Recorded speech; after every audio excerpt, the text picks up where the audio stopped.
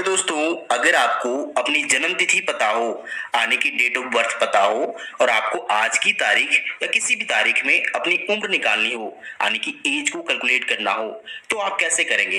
तो चलिए आज की इस वीडियो में हम बताएंगे कि अगर आपको अपनी जन्म तिथि पता हो तो किसी भी तारीख को अपनी उम्र कैसे निकाल सकते हैं।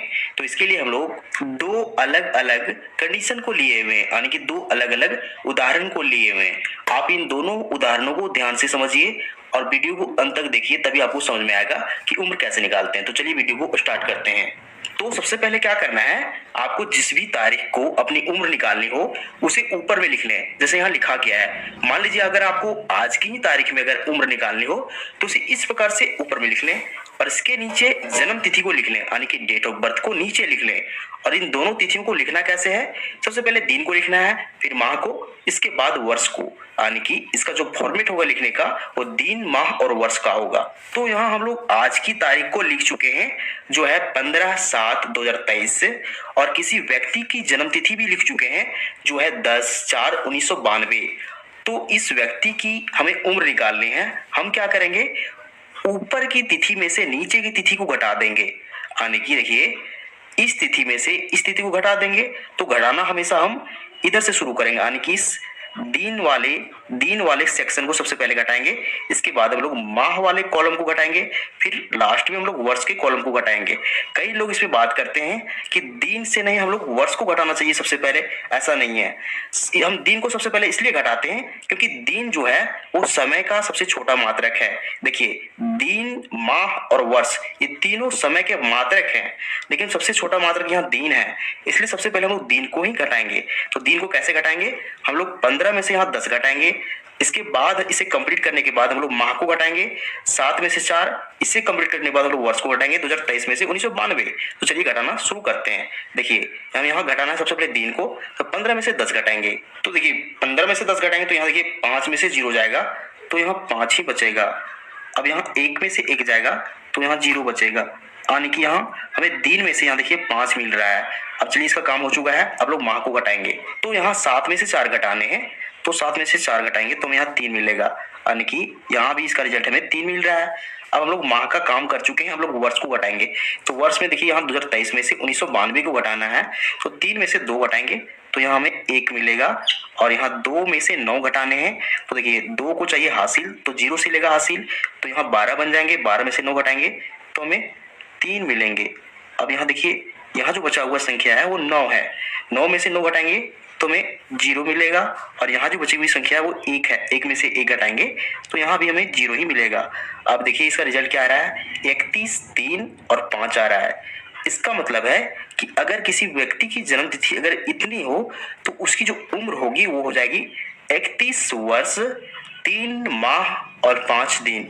ये घटाना बिल्कुल आसान था क्योंकि इसमें किसी प्रकार की हासिल की जरूरत नहीं पड़ी। लेकिन अगर हम इसकी बात करें, सेकेंड कंडीशन को देखेंगे जिसमें हमें हासिल की जरूरत पड़ती है, तो आप इस कंडीशन को पूरे ध्यान से समझिए और वीडियो को पूरे अंत तक देखिए, तभी आप समझ पाएंगे कि उम्र कैसे निकालते हैं। तो चलिए इसे भी घटाना शुरू करते हैं। तो यहाँ भी हम घटाना दिन से ही शुरू करेंगे। देखिए तो देखिए यहाँ 15 में से 25 को घटाने हैं। अब ध्यान दीजिए 15 छोटी संख्या है और 25 बड़ी संख्या है, तो 15 में से 25 को घटाना मुश्किल हो जाएगा। तो इसलिए इस 15 को चाहिए हासिल। तो इस 15 को हासिल कहाँ से मिलेगा, तो इसे हासिल मिलेगा इस महीने वाले कॉलम से, यानी यहाँ से इसे हासिल मिलेगा।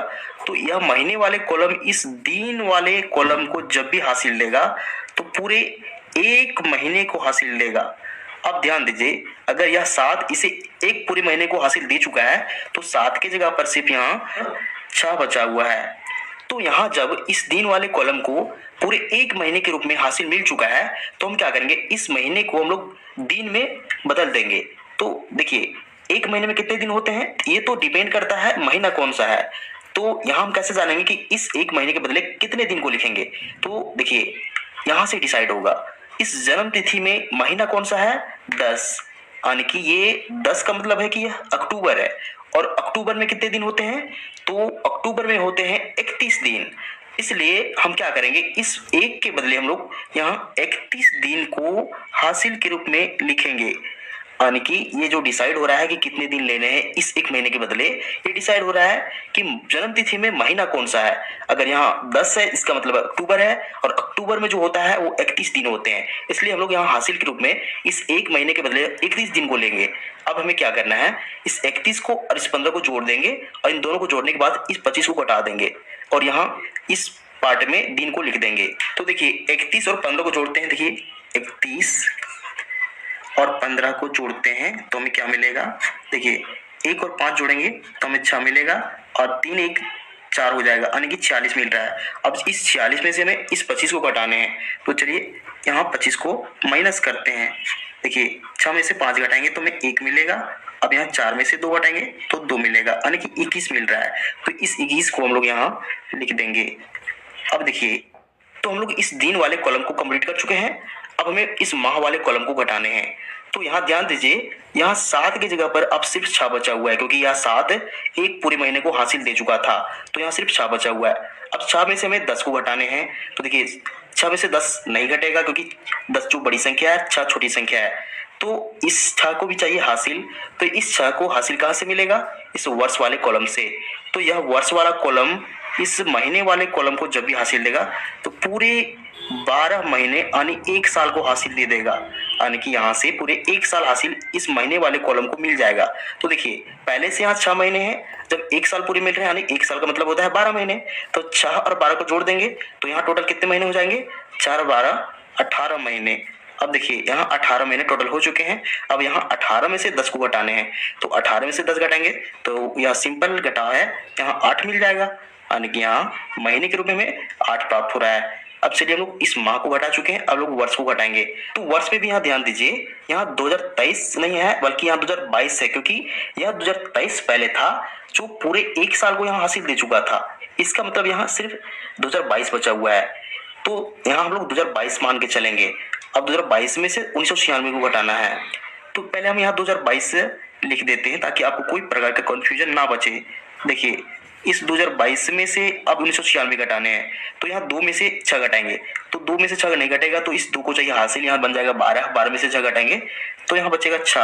अब यहाँ 1 बचा हुआ है, 1 को भी चाहिए हासिल, तो यहाँ 11 बन जाएंगे, 11 में से 9 घटाएंगे तो यहाँ भी यहाँ 2 बचेगा।